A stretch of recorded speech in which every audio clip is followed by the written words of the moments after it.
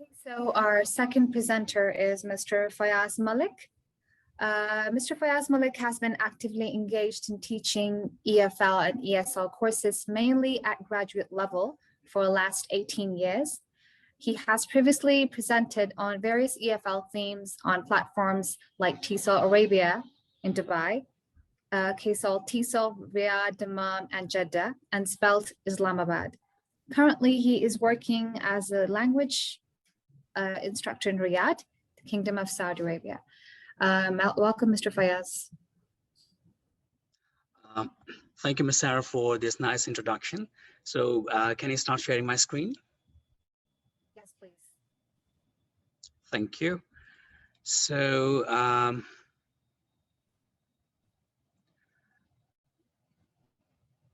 all right, I'll quickly go up here, and here I would like to go full screen here. I hope all of you can see my screen, right? Yes, I can see it. Yes. That's great. Am I clear? Am I audible? Is it okay? I think you are, Mr. Fayyaz. Thank you so much. Thank you so much. So let's start. Let's start with applying authentic performance-based assessment in an online language course.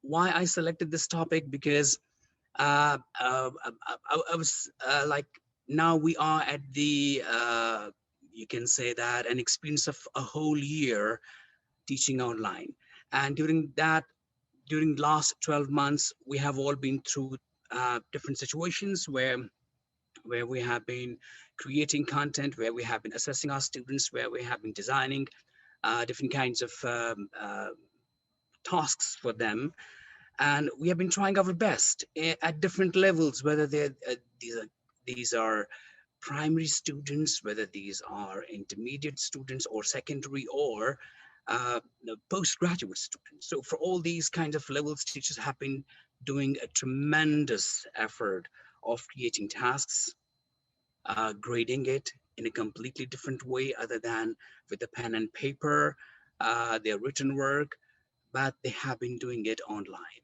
So it has like the involvement of, you can say that, different tools, assessment tools, different platforms, different technological,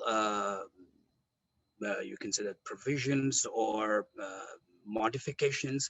They have been going all through the world. Okay, so but here I would like to deal with two things here: authentic performance, number one, then its assessment, and number three, how it can be applied online language courses, online language teaching. So let's start here. So as we know that the assessment is a critical component of online classroom, because when assessment is like, you know, it becomes a weaker point, even in any situation, whether it's online or it's face-to-face environment, students lose their motivation. Students lose their the target of their learning. Students lose the interests. And the whole objective of an instructor's teaching and an institute's designing the course is lost. So, for example, so let's go through quickly. I will not stay here for long on this point. So assessment actually provides an idea of the progress to the students. And then, like, during their progress, they have to know about what they have been doing well and what has not been going so well with their work, with their performance, with their language, with their ideas and concepts. So assessment is important. Moreover, like it's a kind of measure. It's a kind of measure for an institute to check its objectives, like objectives of the curriculum, objectives course, and like and of course, without, as I said in the beginning, that engagement of the student depends on successful assessment. Right, okay. Now, when we talk about authentic assessment, we actually target to students' future courses, their practicums, and their careers. So it's completely practical, it's completely realistic, and it's completely not just based on textbook. That is authentic. Okay, so before I move to the next slide, I can see that we have a good number of participants here. So before I go there, can I just quickly put a question to all of you? Like, what is your idea of authentic assessment? I would like to have 2 or 3 answers because of the shortage of time. Anybody who would like to just chip in? So you can unmute your mic and you can just answer this question in 1 sentence, please. What is authentic assessment for you? Anybody who would like to answer that?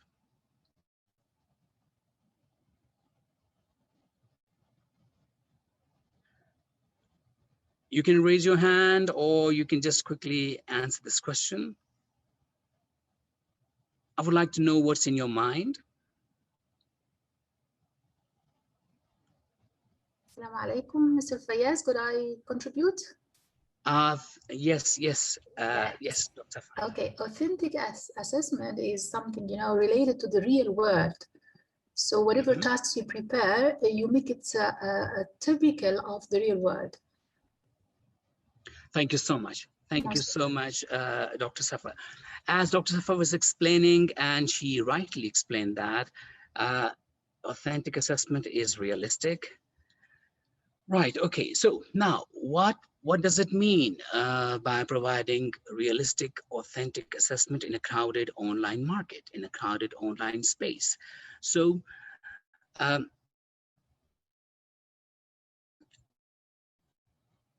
actually, for institutes, for teachers, it's actually critical to make sure that students get whatever courses they are having, whatever courses they are getting. It should provide them a high level of relevance to the real life issues, real life performance, real life problems, and their solutions and their understanding. So actually, before the start, before all over the world, we entered into this pandemic situation, and before we started online teaching, the online market, teaching market was based on students who were in the middle of their career, and they were looking for career-focused training, career-focused courses. They wanted to update their skills required for their current job, and their purpose was getting a promotion, an increase in their wages, and meeting the requirements of their bosses, because this is upon which their promotion was dependent. But now, in March 2020,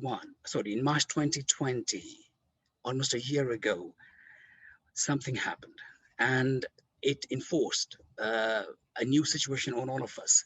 So now, online course was not just dependent on the wages and the promotion and the job and on the requirement from a higher authority. No, it was now a basic requirement for everyone.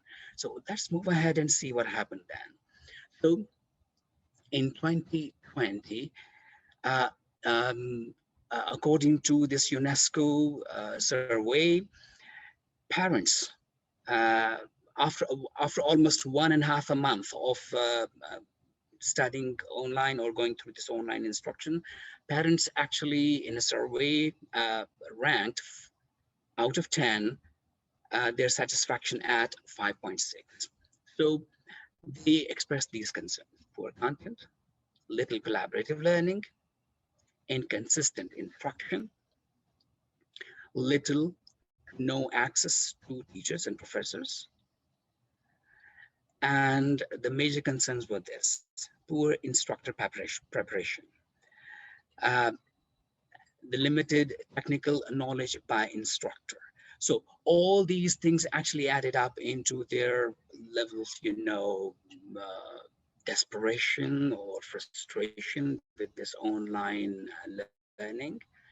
So then to answer all these questions, or to now we have moved on a lot from that point. We have learned a lot from that point of April 2020. So let's see what happens next. What happened next? Okay, right. So during last 12 months, we have come to know about so many use of so many tools, but then we need to remind ourselves about the basics of authentic performance-based assessment. As I would like to repeat what Dr. Safa said, it's realistic, it requires judgment both on the part of the teacher, the task designer, and the student, and innovation. And then it asks the students to do the task. It's not based on rote learning, it's not based on your previous knowledge, it's not based on recalling information, no. Okay, number 4, like it creates a simulation of the context in which the students will be tested in their workplace, in the real life, in the civic life, or in their personal lives. So it's academic, but at the same time as life-saving skill. Next point. Okay, it assesses the student's ability to efficiently and effectively use a repertoire of knowledge and skill to negotiate a complex task. Yeah, it is complex, and we will see the complexity in coming in coming moments. Okay, and then the most important part of authentic performance is that it's a long process. It provides you a lot of chance to prepare, rehearse, practice, consult resources, reading from different sources, getting your information from different resources, and then complete that task, not in one stage, but at least in 2 or 3 stages, doing different drafts, and then getting feedback on it, then going back to your task 1, refining it, fixing the mistakes, improving it, and presenting it as an improved form of your attempt. As a final product, yes, okay. So moving ahead, we can see that authentic assessment asks students to apply what they have learned in a new complex situation or circumstances, which is realistic, of course.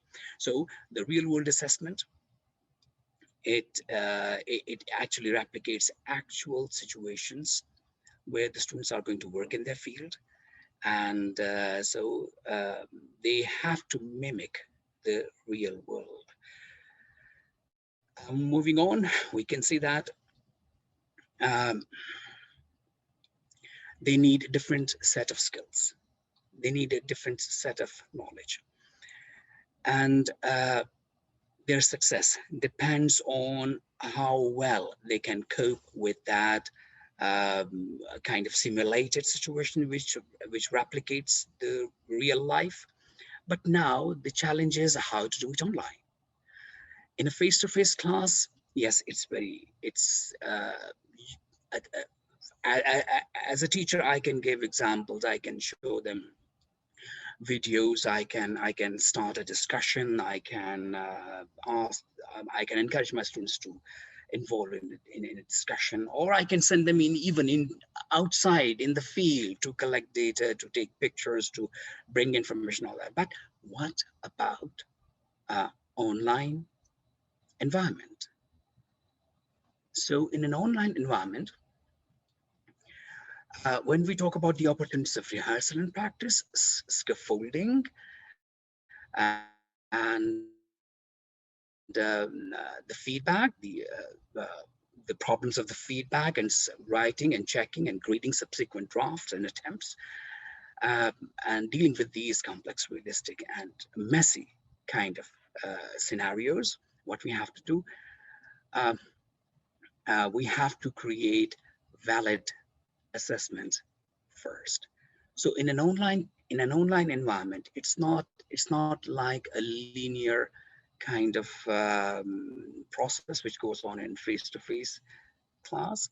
So you have to consider a lot of aspects in terms of technology, in terms of availability of time, in terms of students' management skills, and your own as teachers, as instructors, how much time you can give to yourself, or to how much time you can afford to give to your student to complete that task, and how much time you can afford for yourself to collect all that work, tasks from the students, and then grading it, then giving a proper kind of form of assessment. Maybe what kind of rubric you will be using. Is it going to be verbal? Is it going to be written? Is it going to be personalized? So we are going to discuss these things here. So what are the challenges there? So the major challenges, I will come back to technological aspects later, but let's talk about the major challenges first. First of all, in an online environment, valid assessments and their creation actually asks like a lot of effort from teachers. And about the technological aspects, as I said before, and the real life context, I will come back to it later. So the biggest problem is miscommunication between learners and instructor in an online environment about this authentic performance-based assessment can happen at any time. And the first place is description. How will you describe? How will you describe your performance-based assessment to your students? So a poorly written multiple choice test, a poorly written task, a poorly written question can lead to many confusions, many questions, a lot of attempts to answer and explanations, and it can waste a lot of time and effort. So in this situation, talking about authentic performance, learning is actually performing, or performing a task leads to learning. So it requires more time. So what to do? You need to plan. You need to plan before assigning a task. You need to plan the task itself, its procedure, and then you need to plan what to do when the task is done. So a very careful planning has to be done. It's not a textbook. It's not a ready-made kind of lesson plan which you can deliver with the help of slides through any platform. It's actually the creativity on a teacher's part, starting from designing the task, setting the objectives of that task, thinking about the platform where the task is going to be delivered, rubric, on the basis of which the task is going to be tested, graded, and then the time that you need, the time and the kind of feedback which you have to give to students at a particular time. Okay, so it takes longer, as I said before, both for the teacher and for the student. So first of all, we as teachers, we need to build a reliable communication channel. What is that reliable communication channel? It means that something which has to be quick, which needs to be available according to the time that you decide for your students to communicate with you, and which you decide for yourself to answer their questions to me. Is it going to be an email? Is it going to be a chat box? Is it going to be a kind of chatting feature on a learning management system? So you have to decide that. You have to decide that way before you start thinking about designing a task. Number 2, clear instructions. You don't want to waste your time in justifications or explanations. So clear instructions right at the start will save a lot of time and effort. Define objectives. You need to tell the students, as teacher, for example, I have to tell my students very clearly right from the beginning that, okay, that by the end of this task, you should be able to do this, this, this. So what I have to do, I have to use very clear verbs in my task, like, okay, analyze, assess, explain, describe. So I have to be very clear. I have to be very clear what I'm expecting from my students. So what I actually do, usually, I explain the meanings of the minute differences between assess, analyze, describe, explain, define, like that. So I do it right in the beginning of the course, so that students don't have any problem in understanding the task itself. So they can reach to their objectives well in time. And then I have to provide students very clear rubrics, not very detailed, complicated, difficult to understand, and not very easy or simplified, so that a lot of mistakes go through the cracks. So what I do, I keep it in the middle. I keep it like balanced. I have 2 examples in the end to show you about that. Okay, so here, before I go to the next slide, I would like to refer to Ron Moraine. Ron Moraine is one of our contemporaries. He's a teacher trainer, and one thing that I agree with him is that he says that asking, for example, at a primary level, when you are teaching young learners, asking students to run around and bring something blue color from the room and show it to the teacher on the camera on Zoom, that is not student engagement, and that is not a real task. So a real task needs to should force students to think about a problem and solve and bring a practical solution to it. So we will see some examples of this. So that includes a lot of planning in design. Again, effective communication, clear instructions, defining objectives, and clear rubrics and clear task requirements. Let's move to the next one. All right, okay.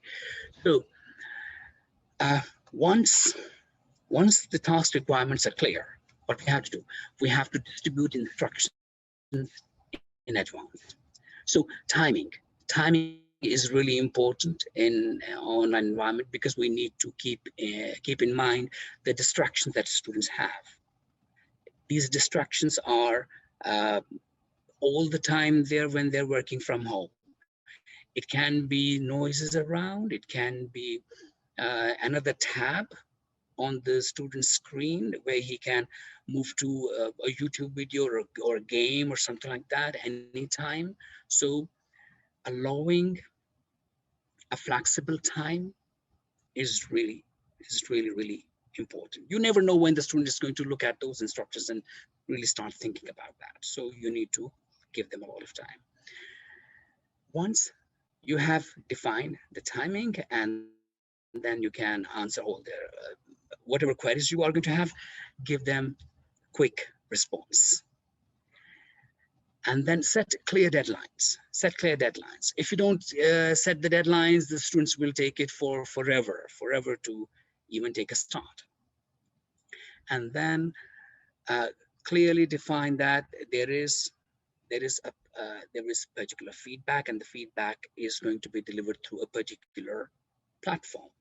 Your platform may come from your institute, or you can decide whether it is Google Form, whether it is LMS or something like that. Okay, so follow up. It's a time-consuming process. Authentic assessment and its grading is time-consuming. So follow up pace, how long you're going to do the follow-up, once in a week, twice in a week, 3 times in a week. You need to decide those intervals.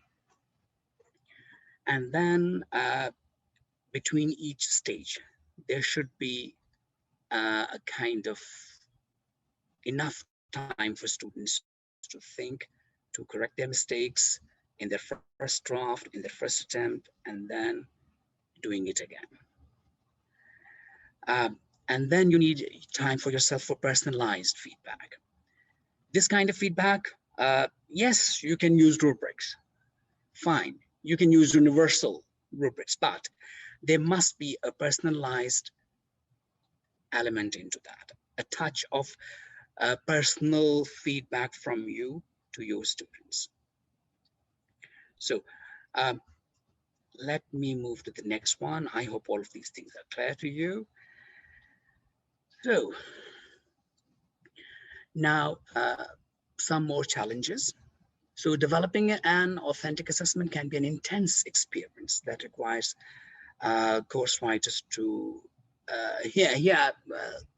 let's talk about the challenges for the teachers, particularly for teachers. So I'm going back to the first point here, intense experience. Yes, it can be. It can be an intense experience for the course writers, for the teachers, right? So the most important thing is that you need to identify the relevant tasks. And the task should be applicable to students in different areas, right? Looking at their objectives and the instructional materials that you are using as teachers. And then you also need to consider physical and technological limitations from the student's point of view. Will they be able to complete it in time? Will they be able to finish all those or fulfill all those requirements, which may ask them to find different things from different websites or a book or on their observation or something like that. So it has to be well planned. Moving towards feedback. So grading feedback is an important part of authentic assessment. And when you are giving your feedback on a task which has a close relevance to students' real life situation, based on what happens in real life, then it means that what responses you are going to have are going to be different. They're going to vary from student 1 to student 2, from student 2 to 3, and so on and on and on. So the responses are subjective. So your assessment should also be subjective, personalized. It's not like mathematics. It's a language course. It's not like 1 + 1 = 2, and so you can give a tick mark on every. No. So because your task demands your students to be creative, so you also need to be differential in your feedback. All right. Okay. So authentic assessment typically addresses more complex levels of learning. So grading will likely take much more time. So so it requires detailed, personalized, and specific feedback. You need additional time to design and implement it. Here I have one example here. For example, I created this assessment for my students. It is It is a postgraduate course. It's based on students' ability to analyze a technical document. Now, a technical document can be a brochure, an advertisement, an announcement, a set of instructions, a manual for a machine or mobile phone or something like that. So what I did, I selected 4 different types of brochures, one from medical field, one from education, one from social issues like smoking, and another one from technological field like hacking. So these 4 brochures I assigned to students, and then I asked them to analyze them. So I asked them to talk about the type of that document, to discuss its design, to discuss its text, the audience profile, the reader, who are going to read that technical document, what is going to be their reaction, and so and so.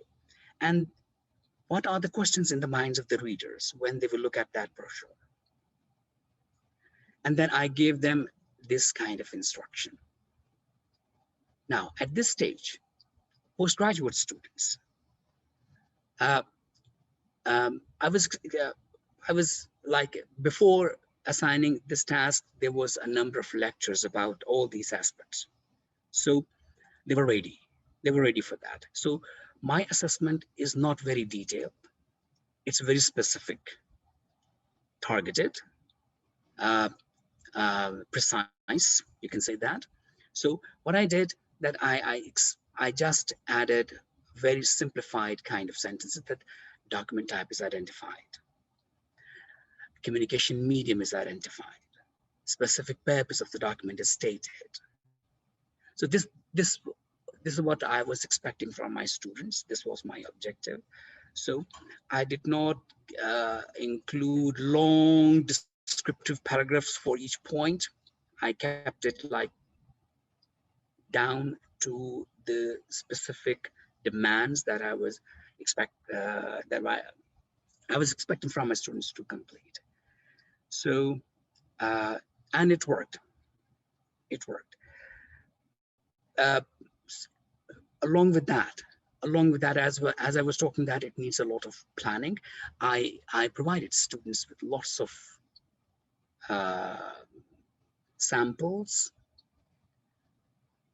and slides to describe each one of them. What is style? What is specific language characteristics? What are organizational patterns? So and so.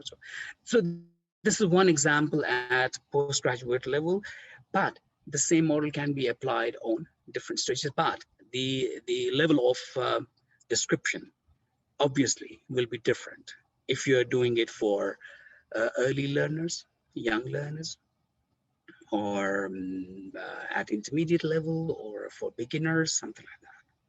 Okay, another example I have here, I'm not sure if you can see that. It's another example from the postgraduate students. Okay, now this is based on a case study. I provided students with 4 case studies. One was about Tesla, the other one was about Netflix, Bitcoin, and the 4th one was about Dunkin' Donuts. Right. These case studies were detailed. I allowed students actually 1 whole week to read, to understand, to make notes, and then I gave them this this assessment, this rubric, and I applied the same thing here, very specific things. And here I told students that if any area is not fully discussed in the case study, students may use their own knowledge to come up with additional opportunities and threats, with additional examples, additional problems with that company, and so and so and so. So now the responses that I received from all these 2 assignments, they were different. They were different from each other. So this was my two examples of authentic assessment. I hope that you got the idea of what is authentic assessment is, and that is the end of my talk. Thank you so much.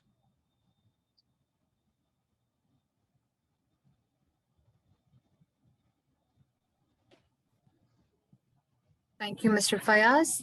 If anyone has any questions, please type it out, please.